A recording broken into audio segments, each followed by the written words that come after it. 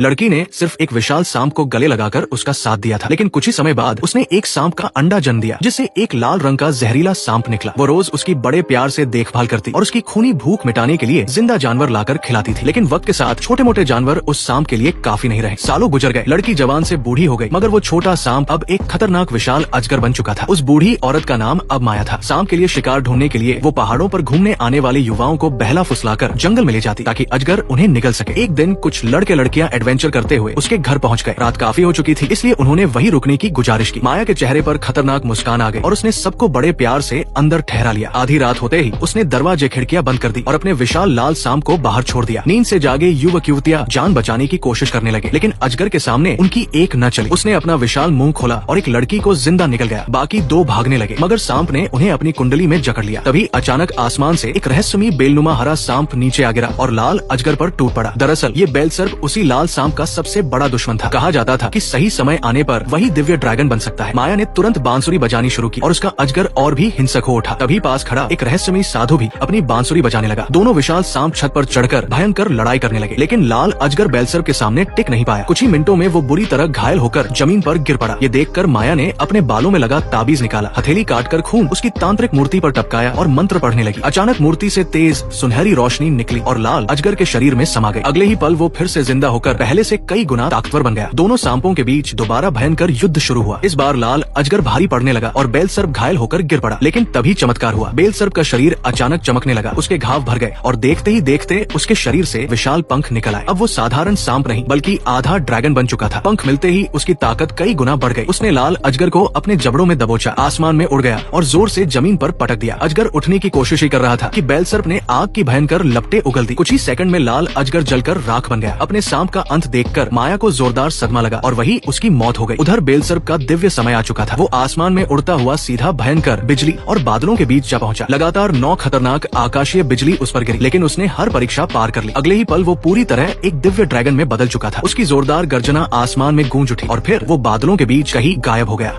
लड़की ने सिर्फ एक विशाल सांप को गले लगाकर उसका साथ दिया था, लेकिन कुछ ही समय बाद उसने एक सांप का अंडा जन्म दिया, जिससे एक लाल रंग का जहरीला सांप निकला। वो रोज उसकी बड़े प्यार से देखभाल करती और उसकी खूनी भूख मिटाने के लिए जिंदा जानवर लाकर खिलाती थी। लेकिन वक्त के साथ छोटे मोटे जानवर उस सांप के लिए काफी नहीं रहे। सालों गुजर गए, लड़की जवान से बूढ़ी हो गई, मगर वो छोटा सांप अब एक खतरनाक विशाल अजगर बन चुका था। उस बूढ़ी औरत का नाम अब माया था। सांप के लिए शिकार ढूंढने के लिए वो पहाड़ों पर घूमने आने वाले युवाओं को बहला फुसलाकर जंगल में ले जाती, ताकि अजगर उन्हें निगल सके। एक दिन कुछ लड़के लड़कियां एडवेंचर करते हुए उसके घर पहुंच गए। रात काफी हो चुकी थी, इसलिए उन्होंने वहीं रुकने की गुजारिश की। माया के चेहरे पर खतरनाक मुस्कान आ गई और उसने सबको बड़े प्यार से अंदर ठहरा लिया। आधी रात होते ही उसने दरवाजे खिड़कियां बंद